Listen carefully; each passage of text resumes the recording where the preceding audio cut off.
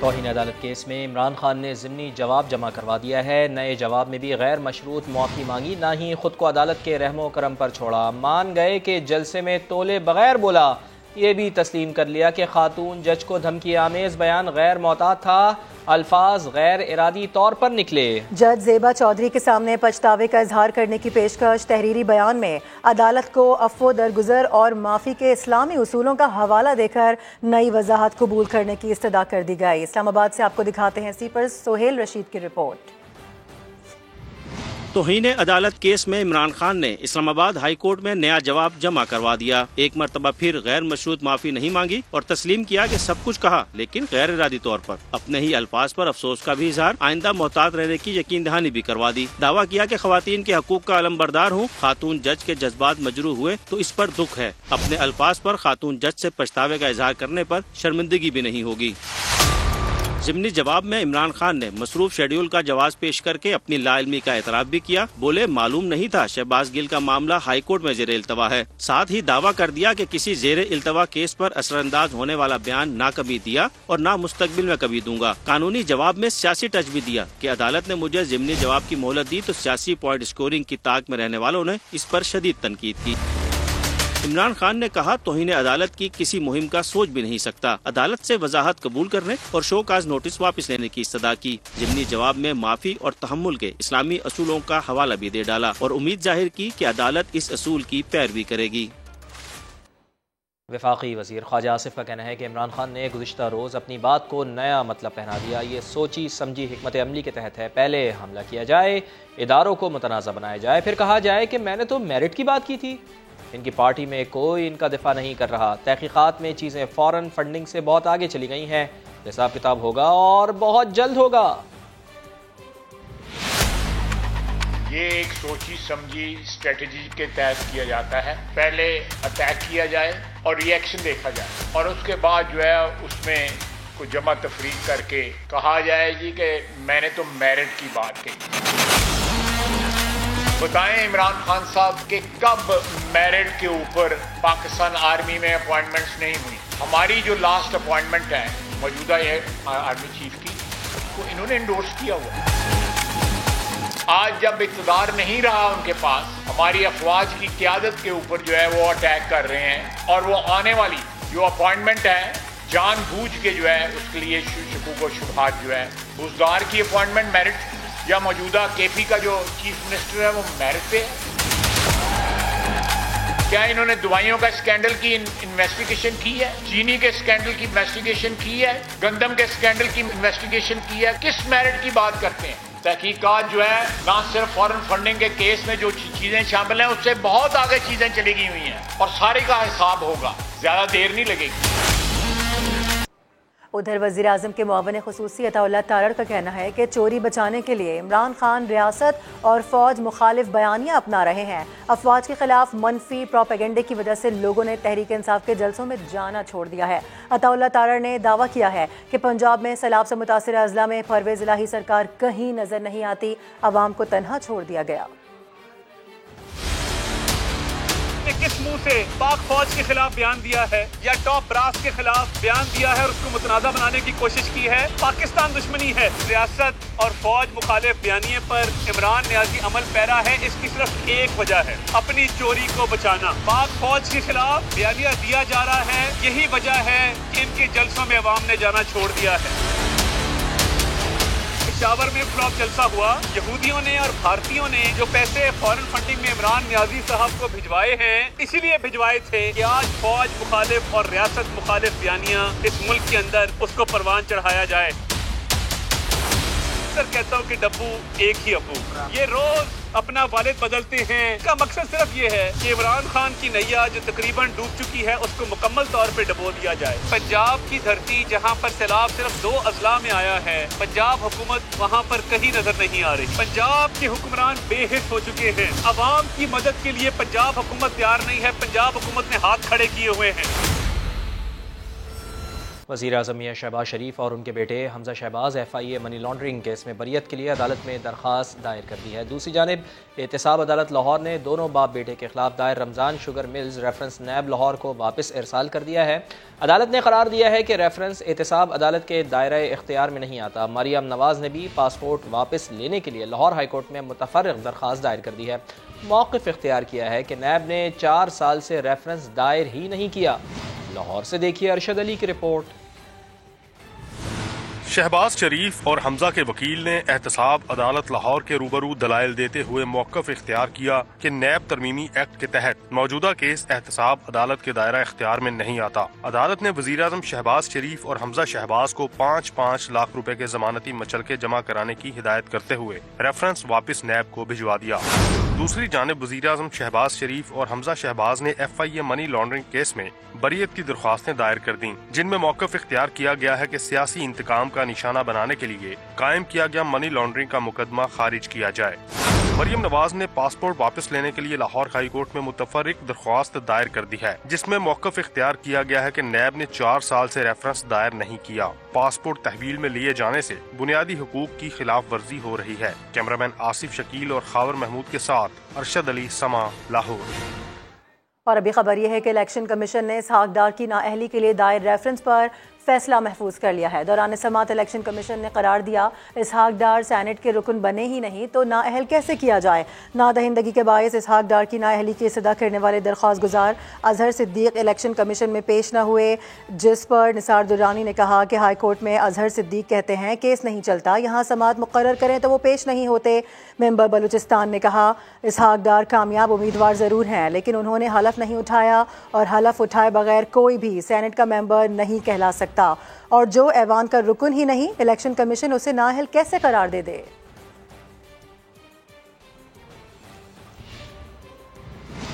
PTI ممنوعہ رقوم کے سابق speaker قومی اسمبلی اسد قیصر 5ویں نوٹس کے بعد آخرکار FIA کے سامنے پیش ہوئی گئے۔ 26 سوالات پر مشتمل سوالنامہ سابق اسپیکر کے حوالے کر دیا گیا۔ سجاد حیدر کی رپورٹ۔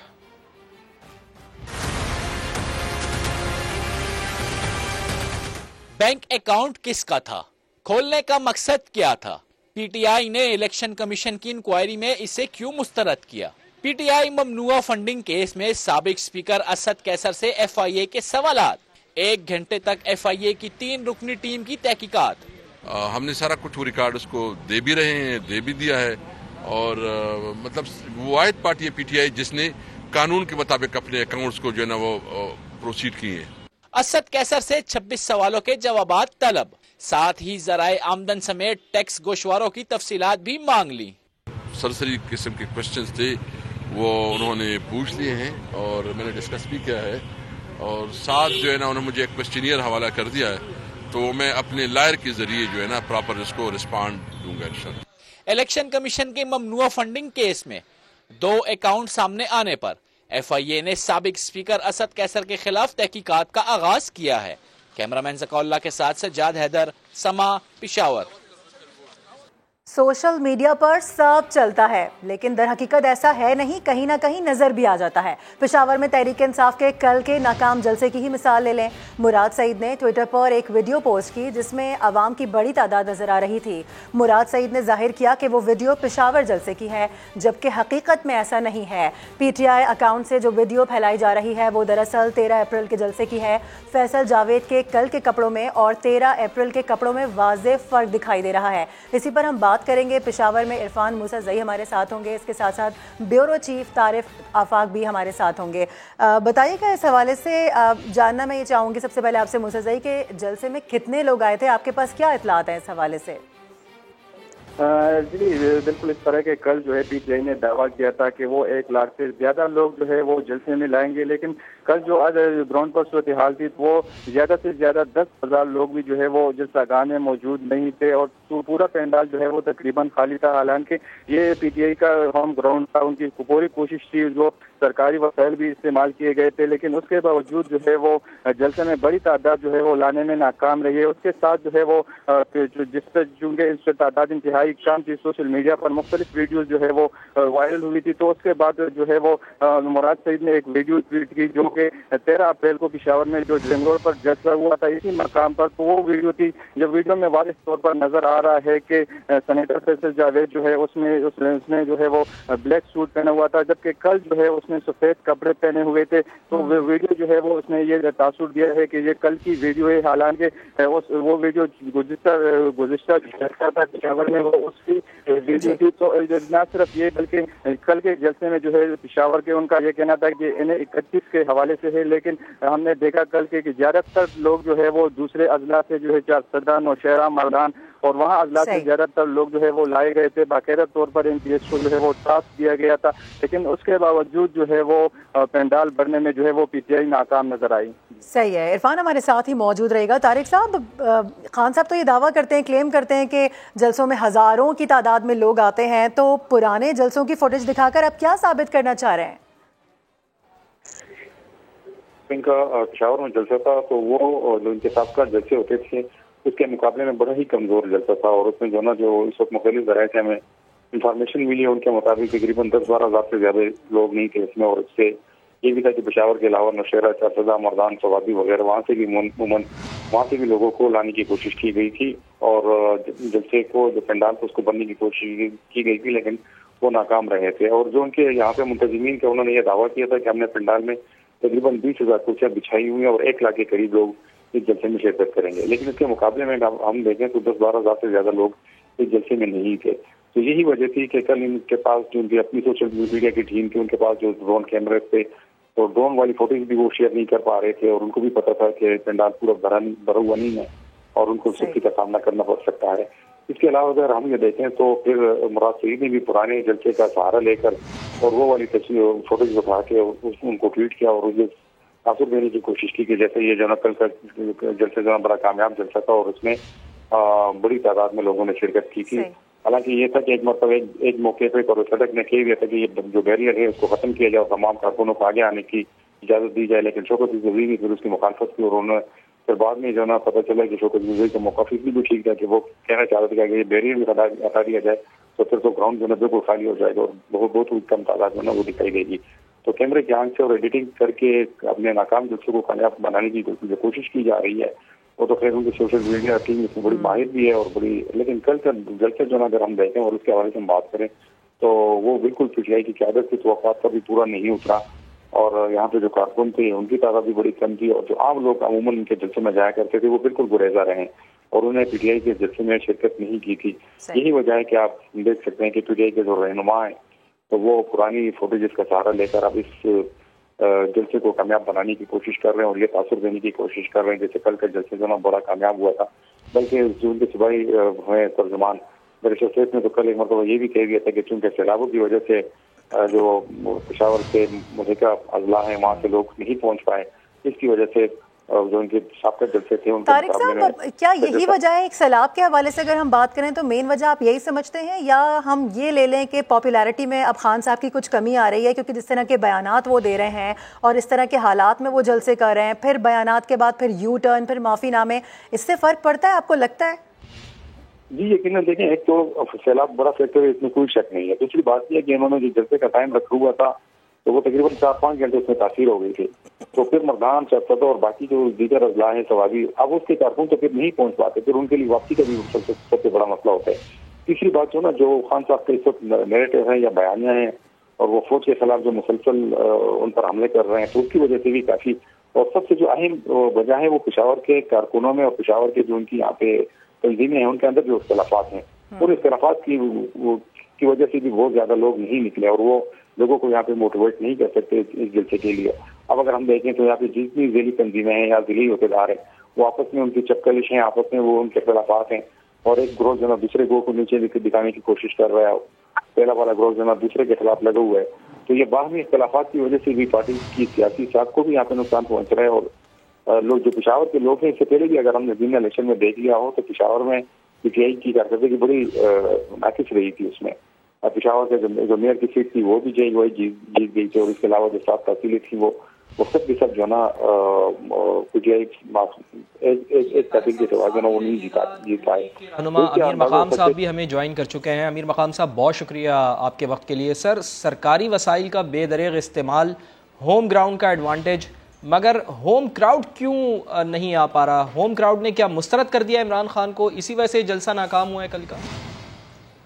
نہیں، مطلب یہ ہے کہ یہ تو سب کو پتہ ہے کہ عمران خان کا جو کچھ ایجنڈا بنائے ہوئے اور جو مینیفیسٹو اور جس طرح بول رہا ہے تو سب کو پتہ ہے، جو سوچنے والے لوگ ہیں کہ یہ سارا جھوٹ پر مبنی ہے، اس کا حقیقت سے کوئی تعلق نہیں ہے اور یہ صرف پاکستان کی تباہی ہے اور اس کے لیے مگر ایک ٹائم ہوتا ہے، بعض اوقات کے جھوٹ بھی چلتے ہیں اور دوسروں کے سچ سننے کے لیے کوئی تیار بھی نہیں ہوتا، یہ ایک اور بات ہے۔ تو یہ ابھی آخر میں یہ فیل ہونا ہے ہر ایک بندے کو کہ عمران خان نے جتنے حکومت میں آئے اور کے پی میں اس کے 9 سال ہوئے یا 4 سال کر دی، اس میں اس نے کوئی سچ بولا نہیں ہے، کوئی پاکستان کے ساتھ لائلٹی اور یہ شو نہیں کیے، اور ہمیشہ بھی آپ دیکھ رہے ہیں کہ اپنے ذات کے لیے وہ سب کچھ قربان کرنے پر تیار ہے۔ اگر آپ IMF والا نہیں کہ پاکستان دیوالیہ ہو جائے، خیر کوئی بات نہیں، اگر آپ اداروں کے خلاف، یہ لوگ تھے جب اس کے ساتھ تھے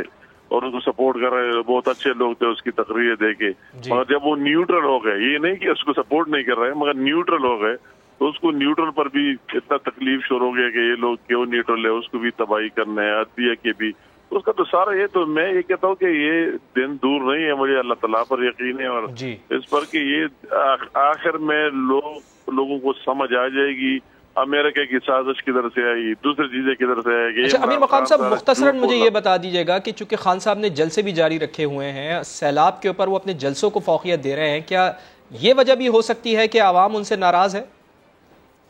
یہ کتنی شرم کی بات ہے، اس کا ہم نے کسی جگہ ایکٹیویٹیز سیلاب زدگان کے ساتھ نہیں دیکھی، نہ اس کی چیف منسٹر کو کبھی دوربین میں دیکھا جا رہا ہے، نہ اس کو، نہ اس کی گورنمنٹ کو۔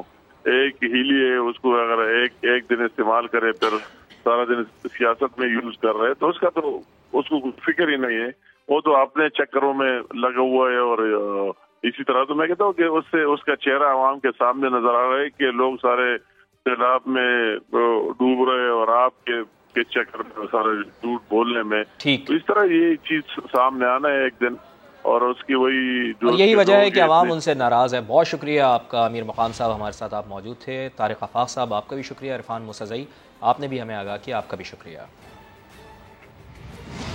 اور اب آپ کو بتائیں کہ حکمراں جماعت مسلم لیگ نون کے اہم رہنما شاہد خاقان عباسی کا کہنا ہے کہ عمران خان کا کام جھوٹ بولنا، کسی بھی طرح اقتدار میں آنے کی کوششیں کرنا اور اداروں کا مذاق اڑانا ہے۔ انہیں 4 سال انتخابات یاد نہ آئے اور اب الیکشن کی رٹ لگا رکھی ہے، وہ کچھ بھی کر لے، حکومت اپنی مدت پوری کرے گی۔ نیب کورٹ کے باہر میڈیا سے گفتگو میں سابق وزیر اعظم نے مہنگائی کی موجودہ صورتحال کا ذمہ دار سابقہ حکومت کو قرار دیتے ہوئے کہا ہے کہ عمران خان کے غلط فیصلوں کو آج عوام بھگت رہے ہیں۔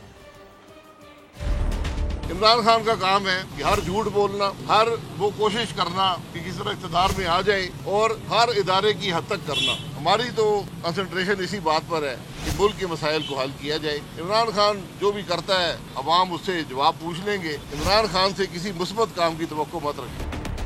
اپریل 10 سے پہلے ان کو الیکشن کا خیال نہیں آیا۔ ہم جب سے حکومت آئی تھی ہم کہہ رہے تھے چوری شدہ الیکشن ہے، یہ آدمی دھاندلی سے آیا ہے، سلیکٹ کیا گیا ہے، لیکن 4 سال اس کو اس کا علم نہیں تھا۔ اب اس کو تکلیف ہے، حکومت وقت پورا کرے گی اور اس کے بعد آئین کے مطابق الیکشن ہو۔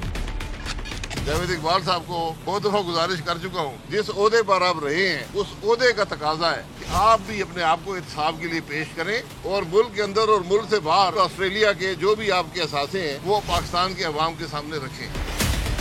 پیٹرول کی قیمت کے 12 حصے ہوتے ہیں، اس میں سے 10 عالمی منڈی سے تعلق رکھتے ہیں۔ اس حکومت نے سیلز ٹیکس کو 0 کر دیا ہے اور جو 50 روپے کا ٹیکس تھا اس کو ابھی وہ 30-35 روپے پہ ہے۔ اس کے علاوہ کوئی ٹیکس بھی پیٹرول کی قیمت پر نہیں ہے۔ عمران خان نے جس طرح حکومت کو چلایا اس کی قیمت عوام کو ادا کرنی پڑتی ہے اور وہ قیمت بدقسمتی سے آج پاکستان کے عوام ادا کر رہے ہیں۔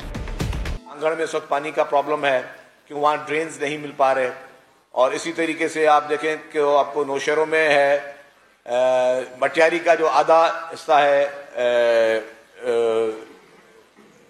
مٹیاری میں جو سعید آباد علاقہ ہے وہ اس وقت پانی میں ہے، اس کا ڈرین پانی کا نہیں ہو پا رہا۔ وہ میری آج بھی میٹنگ ہوئی تھی، بات چیت ہوئی تھی، تو بولیں کہ 4 دن کے بعد شاید مٹیاری کا پانی ہم نکالنے میں، کچھ نکالنے میں ہمیں مدد ہو، تو کیونکہ بدین میں ایشوز ہیں. اسی طریقے سے آپ کے کمبر جو ہے اس وقت سب سے زیادہ ونربل ہے. کمبر میں بہت زیادہ بارش ہے. جیکوا آباد کے کافی علاقے, جھڈو میں جو ایشو ہیں وہ میں نے میر پور خاص ضلع کی بات کر لی. تو یہ سارے جو ایشوز ہیں یہ ڈیفینیٹلی اس وقت ہیں اور it is a challenge for the government. اور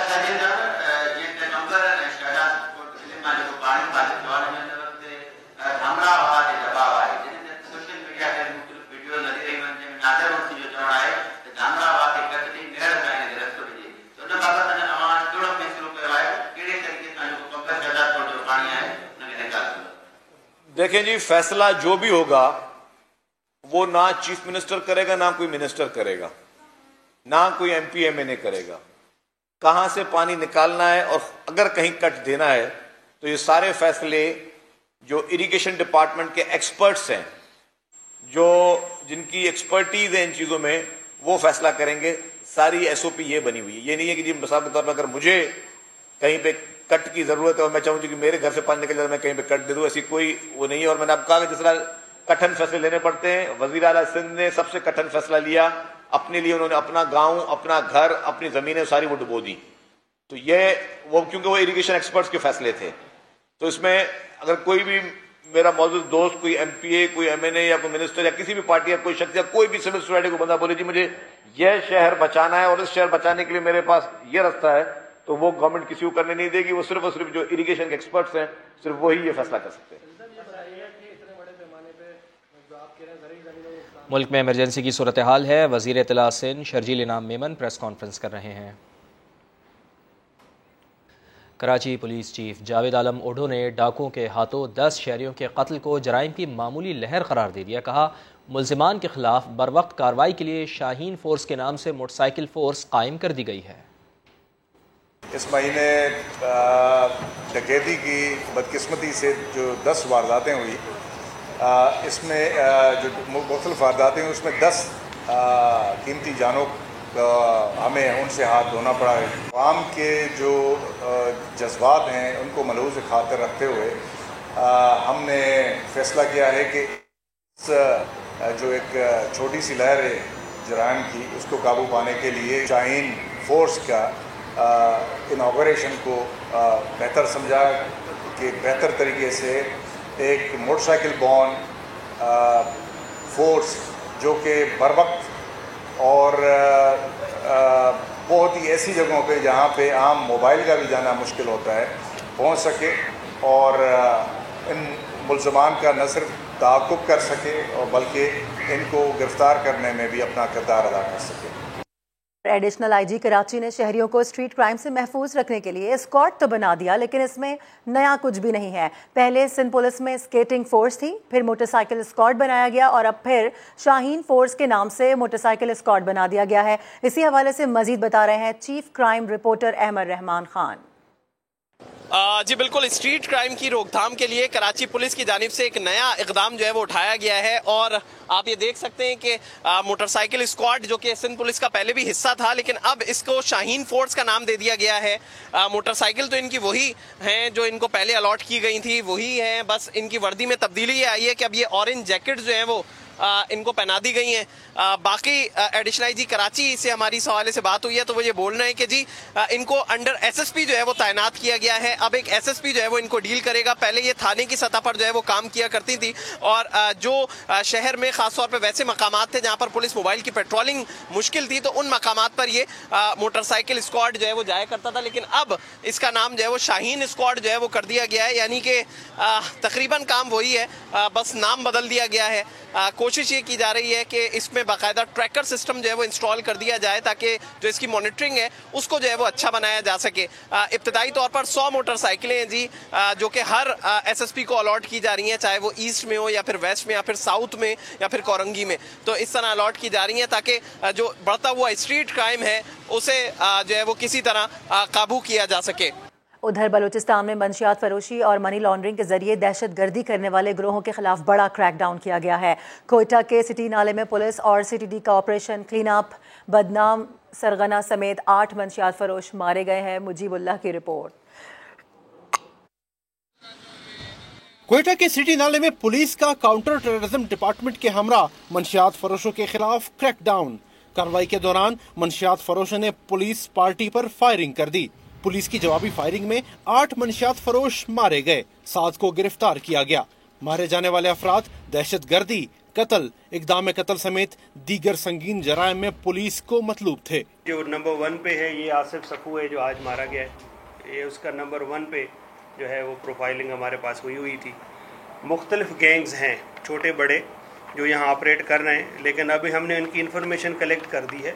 DIG CTD एहतजाज गुराया कहते हैं दहशतगर्द तंजीमें मंशियात और मनी लॉन्ड्रिंग के जरिए पैसा इकट्ठा करती हैं। मंशियात फरोशों के खिलाफ कार्रवाई के बाद मनी लॉन्ड्रिंग की तहकीकात का आगाज कर दिया गया। उसमें कुछ बैंक अकाउंट्स भी इन्वॉल्व हैं जिन पे हम लोग काम कर रहे हैं, जहाँ से पैसा ट्रांसफर होता है। इसमें सिर्फ ये ऑपरेशंस नहीं हो रहे, इसमें मनी लॉन्ड्रिंग की तहकीकात भी शुरू कर दी गई है। पुलिस हुकाम के मुताबिक सिटी नाले से मंशियात के आदि अफराद और मंशियात फरोशों का मुकम्मल सफाया कर दिया गया। मुस्तकबिल की आबाद कारियां रोकने के लिए नाले के अंदर और अतराफ में पुलिस चौकियां कायम की जाएंगी। कैमरा और रिपोर्टिंग टीम के साथ मुजीबुल्लाह, समा, कोयटा। हेडलाइंसों की ब्रेक के बाद देखते रहिए समा।